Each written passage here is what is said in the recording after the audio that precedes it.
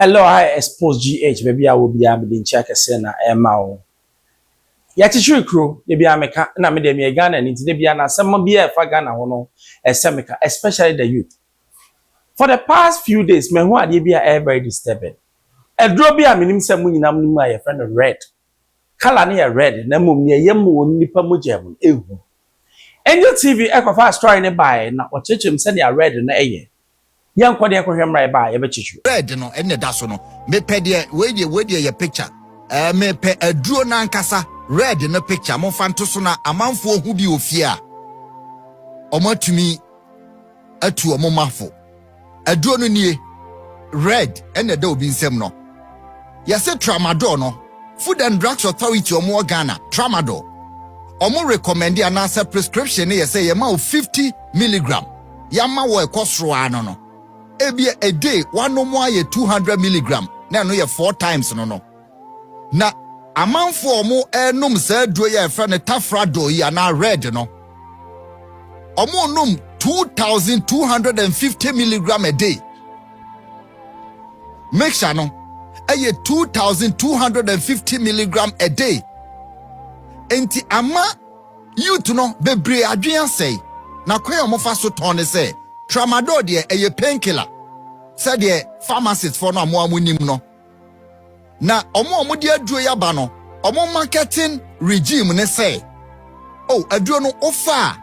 Etimi ma ugina ona so bo adwuma we your young boy a. Obetima sabi any oba ahia 1 hour na sabi unyem.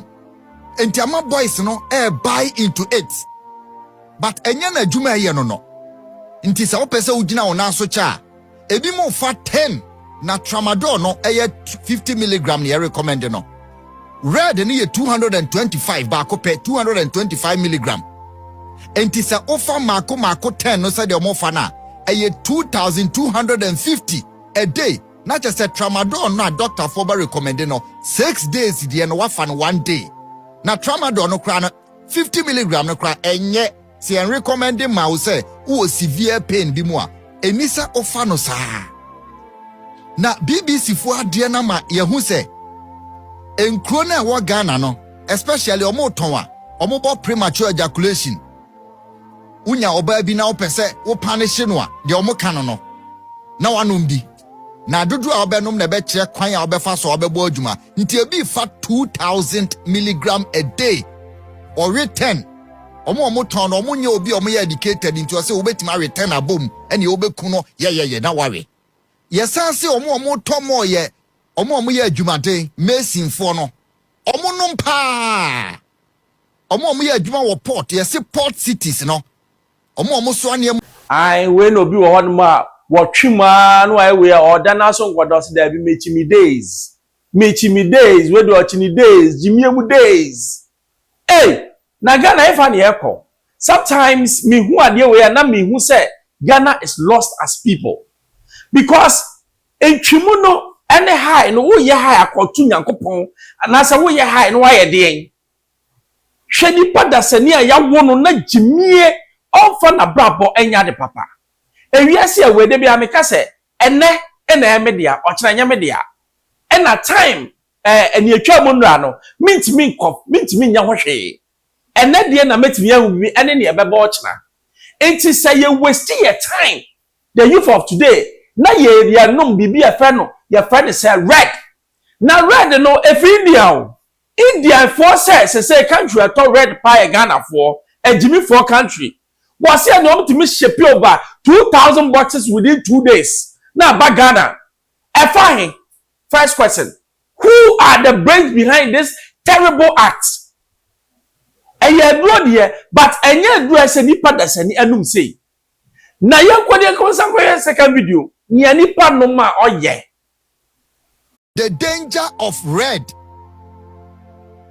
boys no ewo krom otoniama wo dwom mesinfo otimi gina faako yese na tramadol nye we 10 times dangerous than tramadol. We 10 times dangerous than tramadol. Enti red ana 225 ni dino no se unam kroma yesi ebi mo abonyom wo ho nyina unim red enti sa wote red no a na eche say aduro we no mo ka ho asem hwa brante be say 20 years and wafa bi yes ubetima gina fa kon be say 2 hours untu 9 na wano sonsuo enti nkron ketua mu no munim de mekan. It is causing a massive havoc to the youth. Na omo ton no de kwa secondary school for no yese na no interkoye course no enuo ne namase e na chale mafa red e ma we excited e ma we hyper ti said de se be wafa wi no na wi kra de se mo a omo nom no atimu se ye wo level la defa we no de asa that the enuo ani nyina ye band e mako 9 4 banned substances no makabum and ye dia red 225 no enti emayo no ene mrante no wo hwe TV so a abayo ya woda so yi mo teka mu ana mo ko baabi no wo ko Facebook a eye Angel 102.9 FM anopai eye danger Ghana Parliament aka ho asem ba yen ya nto bi amane a wo hu se obi de aduro bi namo a ye be show aduro no I saw your marshal. Nipa desani no jina wa. Oh, who say order, say or tenasio or so you what can say ya no jina o. Hey, Ghana if an yeko. Ye di suatra Jimmy. Ye di suatra Jimmy. Boys he started say one more num tramo, one more num and then na me ka say ani we ma hwe ye begin sam. Once yase. Hwe unim. Sanyama are very addictive. So once you start it, it climbs up, it climbs to the point that you can't control yourself. Now, see, I mean, yes, story on your first Kwade. These are some of the things which are destroying our legends. Me kamo yao, I brought a near friend Kiki, Munimuno, or Sibisa. At a point in time, now you can't keyboard, and not you're ranking number 9 in the world. Kiki died as a pauper, you can't pauper, or be your son wedi.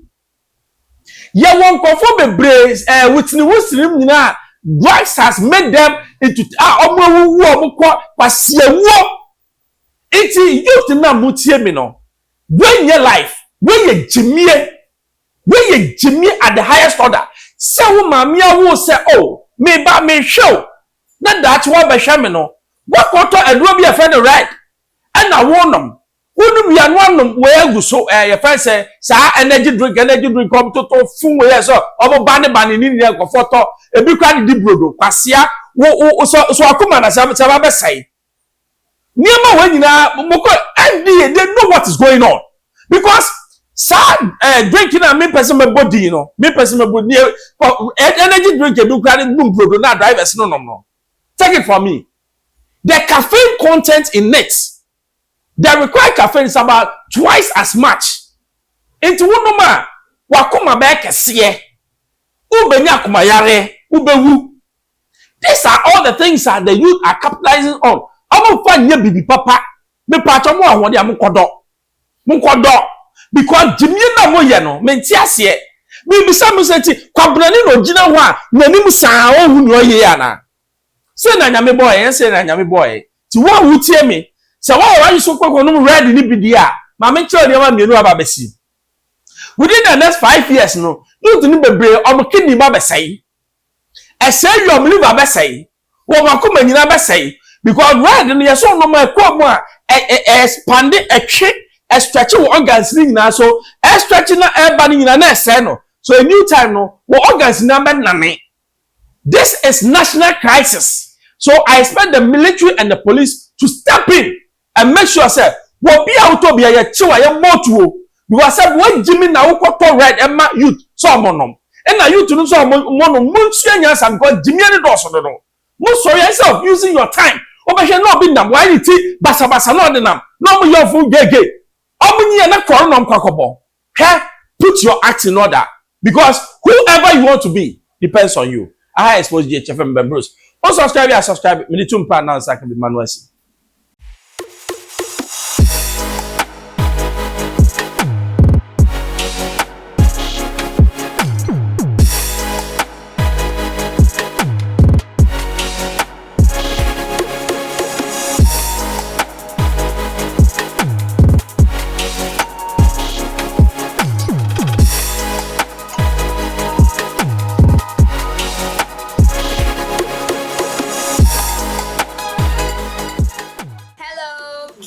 watching Expo GH. The best channel on all of YouTube.